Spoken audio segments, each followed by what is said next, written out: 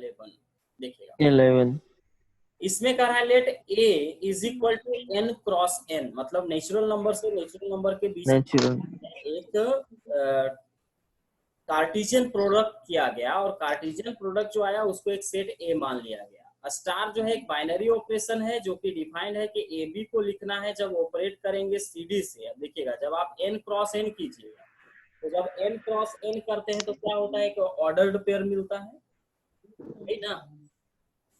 जब आप n को क्रॉस कीजिएगा n से तो आप लोग पढ़े होंगे a क्रॉस b मतलब Cartesian product of two sets. तो जब दो सेट का कार्टिजियन प्रोडक्ट करते हैं तो ऐसा ऑर्डर्ड पेयर मिलता है। याद करिए तो पहले जब a को b से इनटू करते थे तो ऐसा कुछ आपका जो है a को इनटू करते थे b से तो a इंटू b करते थे तो ऐसा एलिमेंट हम लोग को नहीं मिलता था। उसमें जितने भी एलिमेंट्स होते थे कैसे होते थे यस सर ऐसा मिलता था 1 1 1 2 ऐसा करके मिलता था। तो ये 1 4 यस सर ऑर्डर्ड पेयर नहीं, ये जो एलिमेंट्स आता था यस सर ये एलिमेंट्स को हम लोग नाम तो ये आपका जो है जब आप n क्रॉस n कीजिएगा तो उस समय भी आपको क्या मिलेगा, कुछ वहां पर ऑर्डर्ड पेयर मिलेगा। तो जो ऑर्डर्ड पेयर मिला उस ऑर्डर्ड पेयर को हम लोग मान ले रहे हैं कि वो आपका A B C D format होगा। जब ए बी ऑपरेट करेंगे सी डी ऐसे ऑपरेशन हो रहा है, इसका पहला एलिमेंट जो है अगर इसका ऑपरेशन हम लोग समझें तो यहाँ पर देखिएगा कि ऑपरेशन का तरीका क्या है। तो यहाँ जो आपका पहला वो आपका हो जा रहा है, जो पहला एलिमेंट आपका ए है ये इसका पहला एलिमेंट सी और बना रहा है ए सी, देखिए ए प्लस सी।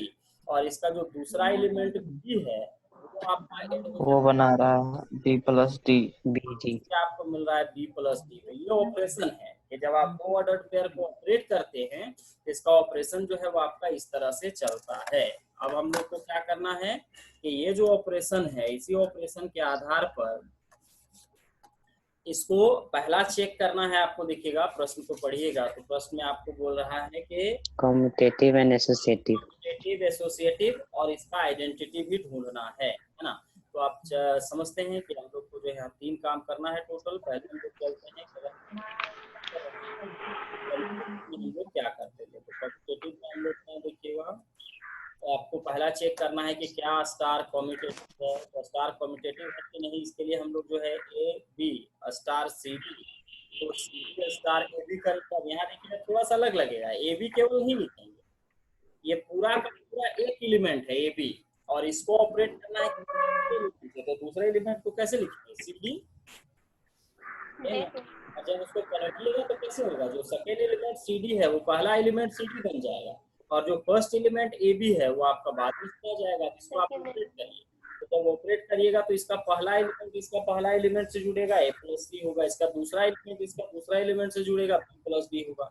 यही हाल राइट साइड में होगा। राइट साइड जाइए तो पहला एलिमेंट सी इधर का पहला एलिमेंट ए से जुड़ेगा तो पी प्लस ए लिखाएगा। इधर का पहला एलिमेंट डी इधर का पहला एलिमेंट बी से जुड़ेगा तो डी प्लस बी लिखाएगा। तो देखिए तो आप नियम पढ़े हैं कि अगर हम लोग जो है नेचुरल नंबर लेंगे, यहाँ एबीसीडी जितना दिख रहा है वो क्या है नेचुरल नंबर होगा। तो नेचुरल नंबर को अगर सी प्लस ए है तो ए प्लस सी भी लिख सकते हैं, जो डी प्लस डी है इसको बी प्लस डी भी लिख सकते हैं, लिखेंगे ना। Yes sir. नेचुरल नंबर को अगर आप जो है पलट के भी जोड़िएगा तो कोई फर्क नहीं पड़ेगा, वो जितना था उतना ही रहेगा। इसका अर्थ हुआ कि इसको ऐसे भी लिख सकते हैं। अब अगला सोचिए तो देखिए कि इसका जो एलएचएस था और जो आरएचएस था वो इक्वल हुआ कि नहीं हुआ। हुआ A plus C B plus D B plus D equal हुआ कि नहीं। जी सर। हुआ सर। मतलब ये कम्यूटेटिव है। एसोसिएटिव में जाइए, एसोसिएटिव में क्या करते हैं तो थोड़ा और काम बढ़ जाता है, इसमें 3 एलिमेंट लेना पड़ता है। तो हम लोग क्या किए कि 3 एलिमेंट लेना था तो हम लोग A1 B1 करके चले। हाँ A1 B1 star A2 B2 star A3 B3 पहले फर्स्ट 2 को घेर दिए हैं और इधर देखिएगा कि लास्ट 2 को घेर दिए हैं। हाँ A1 B1 को बाहर रखें, A2 B2 star A3 B3 अंतर समझ रहे हैं। यहाँ आपका ब्रैकेट जो लगा है वो आपका पहला दोनों के साथ लगा है और इधर जो ब्रैकेट लगा है वो आपका लास्ट दोनों के साथ लगा है। तो जब आप एसोसिएटिव चेक करते हैं तो यही ना होता है। जी सर। चलिए ठीक है, अब यहीं से सॉल्व करना शुरू करते हैं हम लोग। तो जब हम लोग सॉल्व करते हैं तो यहाँ जो आपका पहला ब्रैकेट है लेफ्ट साइड में उसको सॉल्व कीजिए। कैसे लिखिएगा? A1 इसका A2 से जुड़ेगा, A1 A पहला एलिमेंट से A1 plus A2, second element B1 इसका सेकेंड एलिमेंट B2 से जुड़ेगा, B1 प्लस B2 हो जाएगा। और जो बगल में हम लोग का A3 B3 था उसको छोड़ दिए, राइट साइड में जाइए इज इक्वल टू के बाद, तो A1 B1 आपका उधर ही है, A2 B2 को स्टार करेंगे A3 B3, तो A2 B2 का अगर स्टार A3 B3 से ऑपरेशन होगा तो कैसा होगा? A2 A3 से जुड़ेगा, A2 A3 होगा, और B2 B3 से जुड़ेगा, फर्स्ट एलिमेंट से जुड़ेगा और सेकेंड एलिमेंट से जुड़ेगा ऑर्डर्ड पेयर का, तो A2 A3 देखिएगा यहाँ पर आपका लिखा गया A2 A3, और सेकेंड एलिमेंट जो B2 B3 था वो जुड़ा तो B2 B3 हो गया। अब जब इसको हम लोग आपस में प्लस करेंगे तो इसको जब हम ऑपरेट करेंगे तो ये पूरा जो A1 प्लस A2 है इसको हम लोग को A मानना होगा, और जो B1 प्लस B2 है इसको B मानना होगा। तो अगला ऑपरेशन कैसे होगा? A1 प्लस A2 जुड़ेगा A3 से, A1 plus A2 plus A3 होगा, और B1 प्लस B2 जुड़ेगा B3 से, B1 plus B2 plus B3 set जाइए। तो A1 B1 आपका पहला और दूसरा एलिमेंट है, और सेकेंड सेट का जो सेकेंड जो ऑर्डर्ड पेयर है उसका A2 प्लस A3 ये पहला एलिमेंट है, और B2 प्लस B3 दूसरा एलिमेंट है। तो इसका पहला से जुड़ेगा, तो A1 A2 A3 बन जाएगा, और इसका B1 इसका B2 B3 से जुड़ेगा, तो B1 B2 B3 दोनों इक्वल हुआ। ऑर्डर पेयर इक्वल हो रहा है कि नहीं? Yes sir. Yes sir. Identity element का थोड़ा सा वहां पर दिमाग लगाएंगे हम लोग। तो ये पूछ रहा था कि क्या इसका आइडेंटिटी एलिमेंट होगा, तो पहले फिर से वही पैटर्न लगाएं। पैटर्न क्या है? हम आइडेंटिटी लेट, अब यहाँ मानेंगे कैसे? तो यहाँ जो आइडेंटिटी एलिमेंट होगा वो आपका ऑर्डर्ड पेयर में होगा, क्योंकि जो सेट है वो n क्रॉस n है, तो यहाँ जो आपका आइडेंटिटी एलिमेंट होगा ना वो भी ऑर्डर्ड पेयर में होगा। तो हम लोग जब मानते ए बी, तो यहाँ जब हम आइडेंटिटी मान रहे हैं तो कैसे लिखेंगे? मान लेते हैं कि एक ई है और दूसरा ई डैश है, इसको ई डैश पढ़ेंगे, इसको ई पढ़ेंगे। पहला एलिमेंट ई हुआ और दूसरा एलिमेंट ई डैश मान लेते हैं। ठीक, यहाँ दो एलिमेंट कैसे लिए समझ पा रहे हैं? जी तो क्या आपको ऑर्डर्ड पेयर लेना है? तो ऑर्डर्ड पेयर लेने जब हम लोग आइडेंटिटी मानेंगे तो आइडेंटिटी भी तो ऑर्डर्ड पेयर में ही ना आएगा। अब इसको मान लेते हैं कि हम लोग का जो आइडेंटिटी है वो ई डैश है, E1 नहीं है, ई है, ई डैश है। इसमें कॉमा लगाते हैं ऑर्डर्ड पेयर के लिए, वो वाला कॉमा है। अब देखिएगा, आप किस पे चले जाइए, अगर कोई A B N cross N में होगा तो जब आप आइडेंटिटी से किसी एलिमेंट को ऑपरेट करते हैं तो उसमें कोई फर्क पड़ेगा? नहीं सर। ई डैश नहीं सर। माने परिभाषा में जाइए, तो आइडेंटिटी को जब हम ए बी से ऑपरेट करेंगे तो मतलब अगर आइडेंटिटी हम माने हैं ई डैश को और ये ऑपरेट होगा ए बी से, तो आपका ए बी रहेगा। आप सोचिए, अगर हम लोग परिभाषा में जाएंगे कि इन दोनों का ऑपरेशन कैसे होगा, तो इसका पहला एलिमेंट से जुड़ेगा, तो ई देखिए ए से जुड़ा तो ई प्लस ए हो गया, और ई डैश जो है वो बी से जुड़ा तो ई डैश प्लस बी हो गया, और इधर आपका ए बी जो पहले से था वो तो है ही। अब जब इस तरह से आता है तो हम लोग इसको इक्वेट करते हैं। इधर से हम लोग एक नियम पढ़े थे 11 क्लास में कि two ordered pairs are only equal if their elements are equal, that means the first element is equal to the first element and second element of the ordered pair should be equal to the second element of the first pair, then the two ordered pair are said to be। तो ordered pair का equal होने का क्या कहानी था, ये आप लोग 11 क्लास में पढ़े हैं। ये दो ऑर्डर्ड पेयर तभी इक्वल होगा जब उनका कॉरेस्पॉन्डिंग एलिमेंट्स जो है वो इक्वल होगा, है ना। मतलब ई प्लस ए जो पहला एलिमेंट है वो इधर के ए के इक्वल होना चाहिए, और इधर का जो ई डैश प्लस बी है वो इधर के आपके बी के इक्वल होना चाहिए, यही ना? जी सर। याद करिएगा, कुछ याद आ रहा है? ऐसा कुछ पढ़े थे हम लोग 11th क्लास में, पढ़े हम लोग ऑर्डर्ड पेयर के बारे में, वहाँ प्रॉपर्टी में पढ़ना था। अब देखिएगा, जब आप इक्वेट कर दीजिएगा तो अब क्या होगा, इधर का पहला ई प्लस से इधर के ए के बराबर होगा, तो यहाँ से ई निकालिए, ई कितना होगा, प्लस से उधर जाएगा माइनस से होगा, तो आपका ई हो गया 0। इधर का second element E dash plus B इधर के ए बी के बराबर होगा, तो फिर चलिए ई डैश प्लस बी बराबर बी होगा, और जब आप ई डैश निकालिएगा तो बी माइनस बी हो जाएगा, बी पहले से था और ये आपका जो प्लस बी है उधर जाएगा, माइनस बी हो जाएगा। ईएस जब निकालिएगा तो बी माइनस बी करेंगे और बी माइनस बी कीजिएगा तो कितना हो जाएगा? 0। तो इसका मतलब क्या हुआ कि जो हम ई डैश मान रहे थे वो आपका ई भी 0 आया और ई डैश भी 0 आया। लेकिन अब यहाँ पर एक समस्या है। क्या समस्या है कि क्या ये जो 0 0 आया वो हमारा n क्रॉस n का एलिमेंट होगा कि नहीं होगा? n क्रॉस n का जब आप सेट बनाइएगा तो क्या उसमें 0 0 प्रोडक्ट पेयर बनेगा? नहीं सर। नहीं सर, क्यों नहीं बनेगा? क्योंकि वो क्योंकि n नेचुरल नंबर में 0 नहीं होता है। नेचुरल नंबर में 0 नहीं आता है, यही ना? नेचुरल नंबर में आपका 0 नहीं आएगा, इसका मतलब है कि ये जो 0 0 अगर होता, अगर का बात हो जा रहा है, 0 0 आपका n क्रॉस होता तो ये n करता, लेकिन ये आपका 0 0 n क्रॉस n के सेट में नहीं आएगा, क्योंकि जब आप इंटू करिएगा तो 1 1 1 बनेगा, वहां नेचुरल नंबर में 0 नहीं होता है। इसका मतलब 0 0 आपका जो है आइडेंटिटी हो सकता था, लेकिन चूंकि उसमें नहीं है इसलिए हम लोग लिखेंगे कि यहाँ आइडेंटिटी एलिमेंट एग्जिस्ट नहीं कर रहा है। समझ पा रहे हैं? कैसे लिख दे रहे हैं कि आइडेंटिटी एलिमेंट एग्जिस्ट नहीं कर रहा है, ये समझ पा रहे हैं आप लोग? Yes sir. और 0 0 हम लोग का n क्रॉस n में कहाँ मिलेगा? है ना, मिलेगा? नो आइडेंटिटी एलिमेंट इसमें नहीं होगा। इसके लिए लास्ट आपका जो है कुछ क्वेश्चन हम लोग लिखे थे, जो एग्जाम में आया यहाँ से 1 मार्क्स का क्वेश्चन जो है आपका जो है आता है, 1 मार्क्स का क्वेश्चन आएगा, ज्यादा नहीं। पहला क्वेश्चन जो होता है वो आपका यही इसी टाइप से आपका जो है आता है, मतलब फर्स्ट जो आपका मैथ में क्वेश्चन होगा वो बाइनरी ऑपरेशन से इधर जो है हाल फिलहाल 2-3 साल से आप देखिएगा कि इसी से उठा है ना। तो एक बाइनरी देख रहे हैं कैसे इसको बनाया गया। तरह a binary composition star is defined as on R cross R. R cross R का एक सेट लिए और इसमें एक बाइनरी ऑपरेशन डिफाइंड है कि अगर ए बी को, फिर यहाँ देखिएगा आर क्रॉस आर आ गया, मतलब ऑर्डर्ड पेयर का बात कर, जैसे पिछला बार एन क्रॉस एन लिए थे ना, R cross R ordered pair बना एबीसीडी का, और इसको लिखना कैसे है? AC plus D.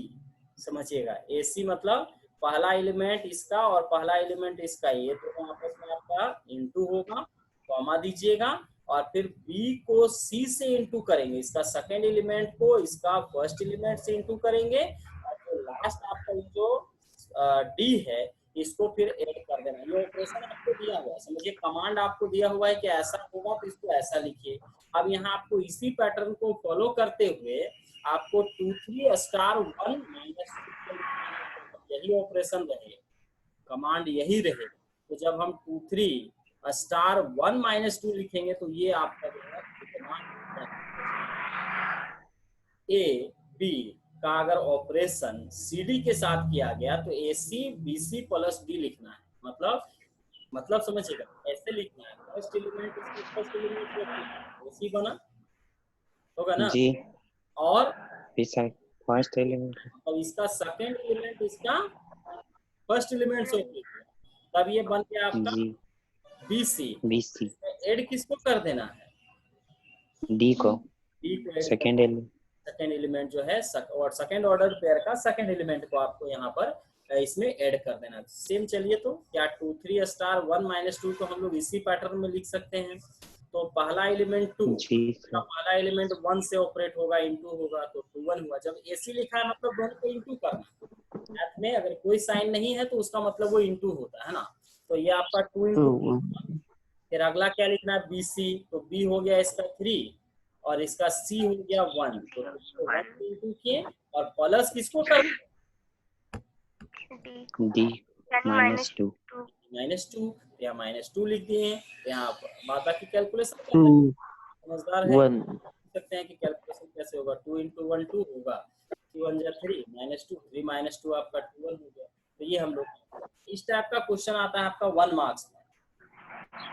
है आपका सर क्वेश्चन में ऑर्डर दिया रहेगा। क्वेश्चन, हाँ आपका जो है जो डेफिनेशन है वो आपका दिया रहेगा और जैसा है उसी उसी पैटर्न को आपको फॉलो करके उसको लिख देना। ऑर्डर पेयर भी आपको दिया हुआ है 2 3 1 -2 भी आपको यहाँ क्वेश्चन में दिया हुआ था। यहाँ तक पूरा सवाल ही फाइंड 2 3 स्टार 1 -2। ठीक है, उसी को बस जी आपको ये समझना है कि कमांड को हमको फॉलो करना है। जो यहाँ बोल रहा है कि अगर ऐसा रहे तो ऐसा कर दीजिए, तो उसी में आपको बस पैटर्न में उस फॉर्मेट में उसको सजाने के लिए सीखना, कुछ नहीं करना। ठीक है, एक और सवाल लेते हैं हम लोग। जी ये let star be the binary operation लगातार पूछा है, हाँ 2015 में भी पूछा है, लेकिन क्वेश्चन बैंक उसको नहीं देखिएगा। आपको क्वेश्चन नंबर आपका जो है 1 2015 का आप देखिएगा क्वेश्चन बैंक में क्वेश्चन नंबर 1 जो होगा उसमें भी एक सवाल है, लेकिन जो मेरे पास क्वेश्चन बैंक था उसमें पूरा नहीं लिखा हुआ था इसलिए उसको छोड़ दिया। हाँ सीधे चले गए फिर 2016 14 का क्वेश्चन था, 15 में भी आया है, 16 में भी आया है। 16 तक का ही क्वेश्चन बैंक है मेरे पास, इसलिए उसी को देखा। अगर आगे भी देखिएगा तो सब हर साल एक एक क्वेश्चन इससे आ रहा है इधर आपका। बाइनरी ऑपरेशन 2016 का क्वेश्चन, पहला क्वेश्चन आपको यही जो है मिलेगा। आपको एग्जाम में जाइएगा तो बाइनरी ऑपरेशन का ही पहला क्वेश्चन इधर पूछ रहा है। इधर जो ट्रेंड बना हुआ है वो इसी का बना हुआ है। Let star be the binary operation on N. समझ रहे हैं, स्टार एक बाइनरी ऑपरेशन है, कहाँ डिफाइंड है तो नेचुरल नंबर में। कैसे डिफाइंड है? स्टार बी बराबर एलसीएम ऑफ ए बी, है ना। याद करिएगा ऐसा ऑपरेशन हम लोग किए हैं कि ए को अगर ऑपरेट करेंगे तो दोनों का एलसीएम जो होगा उसको आपको आंसर में लिख देना है। जितना भी है वो नेचुरल नंबर होगा, तो प्रूव करना है। एक तरह से एसोसिएटिव लो हो गया। हाँ 20 star 6 star 8 is equal to 20 star 16 star 8। देखिए तो यही आपका जो एसोसिएटिव लो होता है। एक बार फर्स्ट 2 घिरा हुआ है ना, और एक बार लास्ट 2 घिरा हुआ है। यहाँ थोड़ा सा मिस्टेक हुआ है, हाँ थोड़ा सा मिस्टेक है, 6 लिखा गया है ना। यहाँ जो है वो क्वेश्चन थोड़ा गलती 16 होगा सर, उसमें 16 कीजिएगा। तो ये आपका 20 स्टार 16 स्टार 8 है। तो यहाँ देखिएगा फर्स्ट 2 को हम लोग ब्रैकेट में लिए हैं, तो यहाँ देखिएगा लास्ट 2 को ब्रैकेट में लिए। लास्ट 2 को कहीं न कहीं ये जो ऑपरेशन आपका सर आपको आवाज नहीं है। आपको देखना है कि क्या LHS RHS इक्वल होगा या नहीं होगा। तो देखते हैं क्या होता है यहाँ पे। चले हम लोग आगे, तो LHS में गए। यहाँ लिखा हुआ है 20 स्टार, तो 20 स्टार 16 मतलब क्या हुआ 20। तो यहाँ हम लोग एलसीएम निकालेंगे, तो में भी कर सकते थे, यही कर दिए हैं। कैसे एलसीएम निकलेगा, 4 से डायरेक्ट दे दिए। 5 बार में गया, 4 बार में गया, तो एलसीएम हो जाएगा 4 × 5 × 4 मतलब 8। 20 और 16 को ऑपरेट किए तो इससे आपका 80 आया, और उसके बगल में फिर स्टार 8 लिखा हुआ है। तो फिर आप समझ रहे हैं कि 80 और 8 का जब एलसीएम निकालिएगा फिर 80 ही आएगा। 80 ही होगा। ये आपका 80 हो गया। फिर आगे चलते हैं, इसमें 20 स्टार 16 स्टार 8 लिखा है। मतलब क्या करना होगा, पहले एलसीएम हमको 16 और 8 का निकालना होगा। 16 आप एलसीएम क्योंकि ब्रैकेट के अंदर तो 16 होगा ना, यस है ना, 16 होगा एलसीएम। हाँ, और फिर जो यहाँ से आंसर आया 16 उसका एलसीएम निकालना है 20 के साथ में। 20 के साथ एलसीएम निकालिएगा तो फिर 80 ही आएगा। इसका मतलब क्या हुआ, LHS इज इक्वल टू है। इस तरह का सवाल आता है आपका बाइनरी ऑपरेशन से। 1 मार्क्स का क्वेश्चन इस तरह से लगातार इधर ट्रेंड में देखिएगा क्या आया हुआ है। तो हम लोग कोशिश करेंगे कुछ को एक बार बना लेंगे, है ना। क्वेश्चन बैंक निकालिएगा और उससे जितने भी सवाल सर ऑब्जेक्टिव में आता है या नहीं, ऑब्जेक्टिव नहीं पूछा जाता मैथ में, शॉर्ट आंसर होता है। आपको आंसर बनाना है, शॉर्ट आंसर ही है। 1 मार्क्स सीबीएसई में सर ऑब्जेक्टिव होता है। हाँ उसमें जैक बोर्ड, हाँ उसमें तो होता ही है, जैक बोर्ड में नहीं होता। जैक बोर्ड में आपको 10 मार्क्स का एक मार्क्स का 10 क्वेश्चन आएगा, उसको आपको शॉर्ट आंसर करके बताना। मतलब ये सब आपको बनाना है। यही चीज रहेगा तो फिर वहाँ ऑप्शन दे देगा, फिर आपका ऑब्जेक्टिव बन जाएगा। Yes sir. ठीक है, तो ये हम लोग का जो है चैप्टर 1 जो है यहाँ पर समाप्त हो रहा है। इसके बाद हम लोग जो है चैप्टर 2 चलेंगे, है ना। चैप्टर 1 हम लोग का यहाँ पर खत्म हो जा रहा है। सर 12 और 13 तो बाकी है। 13 जो है उसको बनाना है, टिक मार देना है। Sir miscellaneous